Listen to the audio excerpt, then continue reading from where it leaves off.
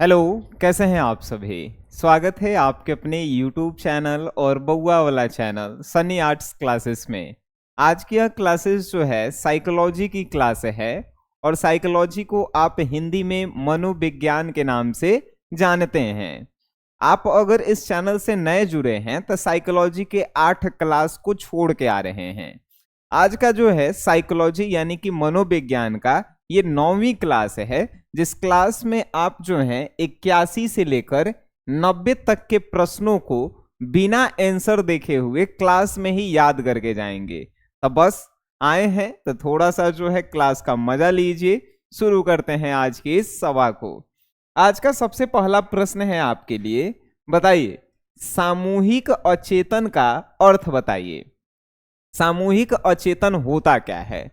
Psychology में हम लोग जो हैं जिस शब्द को सुनते हैं लगता है कि ऐसा शब्द है कि एकदम नया है यानी कि आपको हार्ड लगता है, लेकिन थोड़ा सा हम आपको जब समझाते हैं तो ये आसान लगने लगता है। आइए समझते हैं इसी बात को। सामूहिक अचेतन होता क्या है। जब हमारे पूर्वजों द्वारा जो संस्कृति और परंपरा बनाई गई है उसी का जब हम लोग पालन करते हैं तो उसे ही हम लोग कहते हैं सामूहिक अचेतन। जैसे हमारे पूर्वज जो हैं सूर्य को देवता मान के उनका पूजा कर रहे थे, तो उसी को जो है आज हम लोग छठ पूजा के रूप में मनाते हैं। तो हम लोगों में सामूहिक अचेतन के कारण ही जो है ये पूजा मनाते हैं। तो सामूहिक अचेतन आपको समझ में आ गया होगा कि क्या है। सामूहिक अचेतन यानी कि पूर्वजों या अपने से जो है पुराने लोगों से कुछ चीजें सीख कर उसको आगे बढ़ाना ही कहलाता है सामूहिक अचेतन। बात समझ गए। जैसे सूर्य को देवता मानकर हमारे पूर्वज पूजा करते थे और हम लोग भी पूजते हैं, है कि नहीं। यानी कि सामूहिक अचेतन हम लोगों में पाई जाती है। नेक्स्ट है द्वंद्व एवं कुंठा का प्रतिबल के रूप में वर्णन करें। सबसे पहले आप समझिए कि द्वंद्व होता क्या है। जब दो व्यक्तियों के बीच में जो है किसी बात को लेके तनाव छिड़ जाता है, यानी जब दो व्यक्ति के बीच में जो है लाठी डंडा से मारपीट नहीं, जब बात से मारपीट होता है तो उसे हम लोग द्वंद्व कहते हैं।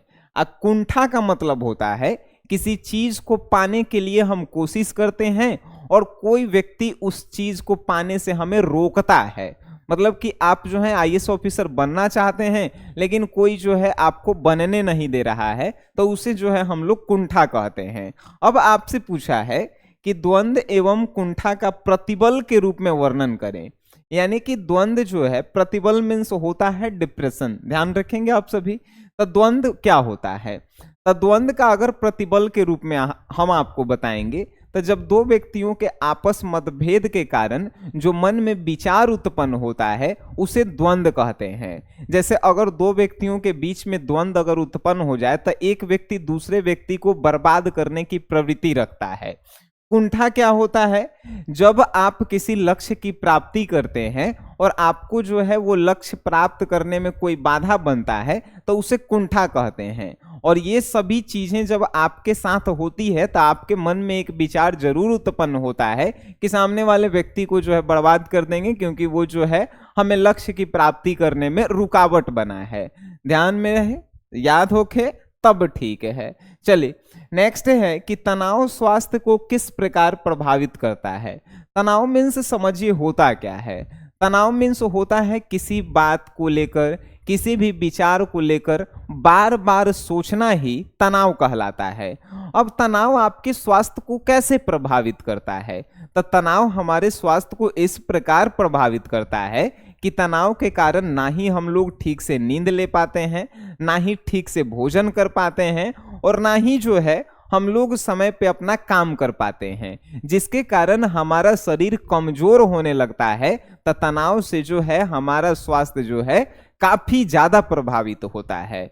बात समझ में आ रही है। मान के चलिए कि आपको कोई गाली दे दिया और आप जो है उसको सोच सोच के जो है डिप्रेशन में खाना नहीं खा रहे हैं, समय से सो नहीं रहे हैं, आप आपका तबीयत खराब होना जो है क्या है लाजमी है कि नहीं। नेक्स्ट क्वेश्चन है आपके लिए कि लोगो चिकित्सा क्या होता है। लोगो चिकित्सा मीन्स होता है कि किसी व्यक्ति को कोई चित्र दिखा के चित्र लोगो दिखा करके, लोगो का हिंदी होता है संकेत, यानी कि चित्र दिखाकर जब उसका इलाज किया जाता है तो उसे ही हमनी के लोगो चिकित्सा बोलते हैं। साइकोलॉजी में इसका प्रयोग किस लिए करते हैं? तो वैसे बालक या बालिकाओं के लिए प्रयोग किया जाता है। बालक मीन्स लड़का, बालिका मीन्स लड़की, इतना तो जानते हैं आप सभी। वैसे लड़के या लड़कियों के लिए किया जाता है जिसका दिमाग कमजोर होता है, जिसे आप साइकोलॉजी में मंद बुद्धि वाले कहते हैं। ठीक है, तो लोगो चिकित्सा जो है की विशेषताएं क्या है? तो लोगो चिकित्सा की अनेक विशेषताएं हैं। लोगो चिकित्सा की पहली विशेषता कि मंद बुद्धि वाले बालकों की जो है बुद्धि बढ़ाने में काम आती है। मंद बुद्धि जांच करने में लोगो चिकित्सा का हम लोग उपयोग करते हैं, और साथ ही साथ लोगो चिकित्सा का उपयोग जो है हम लोग आंखों के जो है जांच करने में भी हम लोग करते हैं। ध्यान रहेगा आप सभी, कभी आप अपने आंख का जांच करवाने जाइएगा, क ख ग घ ये चित्र कुछ बनाया रहेगा और कहेगा कि इसको देख के आप बताइए कैसा है कि नहीं। नेक्स्ट प्रश्न है आपके लिए कि सर आदि रूप तथा रूढ़िकृति में अंतर बताइए, होता क्या है? आदि रूप और रूढ़िकृति क्या होता है? आदि रूप जो है एक सामाजिक अभिवृत्ति है, और रूढ़ि रूप जो है क्या है? तो रूढ़ि रूप जो है एक सामाजिक स्कीमा है। अब कहेंगे सर इसको हमको जो है समझ में नहीं आया। समझिए, जब पूर्वजों के द्वारा कोई नियम बनाया जाता है और उस नियम के अनुसार हम लोग चलते हैं तो उसे ही हम लोग आदि रूप कहते हैं। ठीक है, और किसी समूह के द्वारा, किसी संगठन के द्वारा, किसी ग्रुप के द्वारा कोई नियम बनाया जाता है और उस नियम के अनुसार हम लोग चलते हैं तो उसे हमनी के रूढ़िकृति बोलते हैं। तो आदि रूप और रूढ़िकृति में क्या अंतर है? अब आप बढ़िया से लिख सकते हैं। आदि रूप क्या है? तो पूर्वजों के बनाए गए नियमों के स्थानांतरण को आदि रूप कहते हैं। तो रूढ़िकृति क्या है? तो समूह के द्वारा बनाए गए नियमों का स्थानांतरण को हम लोग रूढ़िकृति कहते हैं। आदि रूप में क्या होता है? तो आदि रूप में होता है कि पूर्वज जो नियम बना दिए बस उसके अनुसार चलना है, लेकिन रूढ़िकृति जो है एक समूह, एक ग्रुप जो है नियम बनाता है और उसके अनुसार चलना होता है। बात समझ गए? Very good. आपके मन में एक प्रश्न काफी ज्यादा उत्तेजित होता है कि सर जब आप इतना अच्छा पढ़ा रहे हैं तो हमको क्लास में याद भी हो जा रहा है। आप ही के कहना है कि क्लास में याद भी हो जाता है सर, लेकिन इसका नोट्स मिल जाता तो एग्जाम टाइम में अगर हम लोग एक बार देख लेते हैं तो हम लोग बेटर से लिख पाते। एकदम आपको मिलता है नोट्स, इसका मतलब आप नए जुड़े हैं। आइए नए जुड़े हैं उनके लिए है, अगर आपको नोट्स नहीं मिला है प्ले स्टोर से SGS क्लासेस ऐप को जो है आप इंस्टॉल कर लीजिए। अगर ये SGS क्लासेस आपके फोन में है तो आपको जो है 450 प्लस आर्ट्स में खासकर लाने से जो है कोई नहीं रोक सकता है। अब कहेंगे क्यों? तो सिर्फ हम लोग साइकोलॉजी ही नहीं पढ़ाते हैं, जैसे यूट्यूब चैनल पे आप पढ़ रहे हैं उसके प्लेलिस्ट में आप जाइए, सभी सब्जेक्ट आपको मिलेंगे।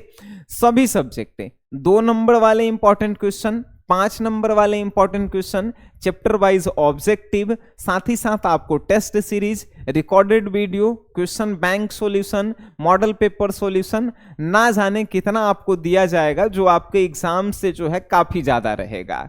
तब बस आप नए हैं तो SGS क्लासेस डाउनलोड कीजिए, जो पुराने हैं वो ऑलरेडी डाउनलोड करके मजा ले रहे हैं। चलिए शुरू करते हैं। आज का जो है छठा क्वेश्चन है कि अनुरूपता तथा अनुपालन में अंतर स्पष्ट कीजिए। अनुरूपता क्या होता है और अनुपालन क्या होता है? देखिए, अनुरूपता मतलब क्या होता है? तो लोगों के अनुसार अपने आप को ढालना ही अनुरूपता कहलाता है। जैसे आप किसी कंपनी में जॉब करते हैं तो कंपनी के अनुसार आपको चलना होता है, तो उसे हम लोग अनुरूपता कहते हैं। अनुकूलता, अनुपालन क्या है? तो अनुपालन है कि लोग जो नियम बनाए हैं उस नियम को मानना अनुपालन कहलाता है। जैसे घर में अगर चप्पल खोल के घर के अंदर जाना है, अगर आपकी माँ ये नियम बनाई है और आप उस नियम को मान रहे हैं तो वो अनुपालन कहलाएगा। अगर आप ऑफिस में अपने जॉब जो भी है रूटीन के अनुसार काम कर रहे हैं तो वो जो है अनुरूपता कहलाता है। ठीक है, चलिए अनुरूपता और अनुपालन में अंतर समझ गए। अनुरूपता क्या है? तो लोगों के बनाए गए नियमों के जो है अनुसार अपने आप को चलाना अनुरूपता कहलाता है, और अनुपालन लोगों के द्वारा जो नियम बनाए गए हैं उसका पालन करना जो है अनुपालन कहलाता है। अनुरूपता समूहों के बनने अनुरूपता जो है समूहों के द्वारा होते हैं, मतलब कोई ग्रुप के अनुसार जो है अनुसार हम लोग ढलते हैं। जैसे समाज में सभी लोग जो हैं गाली गलौज देने वाले हैं, अगर आप उस समाज में रह रहे हैं तो आपको भी कहा तो गाली गलौज देना आना चाहिए, यानी उसके अनुरूप आपको रहना होगा। ठीक है, तो उसी प्रकार अनुपालन जो है ठीक उसके उल्टा है कि नियम बनाया गया है कि सुबह में एगो गाली देना ही देना है तो आपको देना होगा, इसको आप जब पालन करेंगे तो वो जो है अनुपालन कहलाता है। हम आपको इतना जो है आसान में इसलिए समझाते हैं क्योंकि हम लोग वैसे समाज से आते हैं जो इस सब बातों को जल्दी से समझ जाए, नहीं तो आपको साइकोलॉजी जो है ना बहुत ज्यादा भारी लगता है। ठीक है, चलिए अब जो है आपके लिए एक प्रश्न है कि अंतर व्यक्तित्व संचार तथा अंतर व्यक्तित्व से आप समझते क्या हैं। देखिए अंतर व्यक्तित्व संचार क्या होता है? जब दो देश जो है एक दूसरे से जो है संबंध बनाने के लिए जिस संचार का उपयोग करते हैं उसे अंतर व्यक्तित्व संचार कहते हैं। और जब दो व्यक्ति एक दूसरे से संबंध बनाने के लिए अपने विचार का आदान प्रदान करते हैं तो उसे जो है हम लोग अंतर व्यक्तित्व कहते हैं। जैसे अगर भारत को जो है अमेरिका से संबंध बनाना होगा तो अमेरिका से जहाज भारत खरीदेगा, अब भारत से कोई चीज जो है अमेरिका खरीदेगा, संबंध अच्छा बनेगा। लेकिन हमको किसी लड़की के साथ अगर रिलेशन बनाना है तो क्या हम उससे कुछ खरीदेंगे या बेचेंगे? नहीं, हम उसको अच्छा अच्छा बात कहेंगे, वो हमसे अच्छा अच्छा बात कहेगी, संबंध बनेगा। तो लड़का और लड़की के बीच में जो रिलेशन बन रहा है, जो विचार जो है ना हो रहा है, ऐसा नहीं कि सिर्फ लड़का लड़की के बीच में ही हो, लड़की लड़की के बीच में भी, लड़का लड़का के बीच में भी। तो जब विचारों के आदान प्रदान से जो संबंध बनता है उसे अंतर्व्यक्तित्व कहते हैं। लेकिन जो संचारों के आदान प्रदान से बनता है ना संबंध, जैसे दो देशों के बीच में, उसे जो है अंतर्व्यक्तित्व संचार कहते हैं। इसके एग्जाम्पल में आ जाएंगे मोबाइल, आ जाएंगे टेलीविजन, आ जाएंगे बहुत सारे चीज आ जाएंगे। और अंतर्व्यक्तित्व के जो है उदाहरण में क्या आ जाएंगे? तो इसमें जो है उदाहरण में आएंगे मेरे भाई नजदीक के लोग, आस पास के लोग। ठीक है, वेरी गुड। नेक्स्ट है आज के लिए कि संस्कृति और बुद्धि के संबंधों को लिखें। आखिर संस्कृति और बुद्धि में संबंध क्या है बताइए। देखिए संस्कृति का मतलब हम आपको बताएं तो संस्कृति जो है एक सामाजिक जो है संबंध प्रदान करती है। कहने का मतलब है कि जिस समाज में आप रहते हैं उस समाज की एक संस्कृति, परंपरा, मान, मर्यादा होती है, उसी को हम लोग जो है संस्कृति कहते हैं। जैसे कि आप जिस समाज में रह रहे हैं वहां पे किस भगवान की पूजा की जा रही है, वहां पे किसको ज्यादा मान्यता मिलता है, और वहां की जो है मान सम्मान मर्यादा कैसी है, उसको संस्कृति कहते हैं। लेकिन लोग कैसे हैं, लोग किसको मान सम्मान देते हैं, जब लोगों की जो है ज्ञान की जो है प्राप्ति की जाती है तो उसे हम लोग बुद्धि कहते हैं। एग्जाम्पल से आपको जो है हम समझाते हैं। आप गांव में रह रहे हैं तो गांव में कुछ संस्कृति होता है कि नहीं यहाँ पे ये पर्व होगा, यहाँ पे जो है इन लोगों को जो है काफी ऊंचा दर्जा के लोग माने जाते हैं, वो आपके गांव की संस्कृति है। लेकिन बुद्धि क्या है? आपके गांव में रहने वाले लोग कितने तेज हैं, कितने समझदार हैं, किसको अपना मानते हैं, किसको पराया मानते हैं, वो जो है ना बुद्धि कहलाती है, बुद्धि। ठीक है, तो संस्कृति और बुद्धि की जो है विशेषताएं क्या है, एक बार फिर से हम आपको समझाना चाहेंगे कि संस्कृति एक ऐसी सामाजिक जो है संदर्भ प्रदान करती है जिसमें व्यक्ति रहता है, विकसित होता है और अपने आसपास के जगत को समझता है। लेकिन बुद्धि क्या है? तो बुद्धि एक प्रमुख विशेषता है कि पर्यावरण के अनुकूल व्यक्ति को जो है कैसे रहना होता है। बात समझ गए? Very good. अब जैसे मान के चलिए कि आप जो है मेरे यहाँ आए और मेरे घर में एक दिन जो है रहें तो संस्कृति क्या होगी कि मेरे घर की जो संस्कृति है कि आपको जो है चप्पल खोल के घर में आना है, वहां पे जो है भगवान का पूजा करना है, फिर भोजन करना है, ये संस्कृति है। अब आपका बुद्धि क्या कहता है कि हम इस चीज को नहीं मानेंगे, तो वो आपका समझदारी है, वो बुद्धि है, और जो नियम है वहां के वो जो है संस्कृति है। ठीक है, नेक्स्ट है प्रश्न आज का, सांवेगिक बुद्धि क्या है?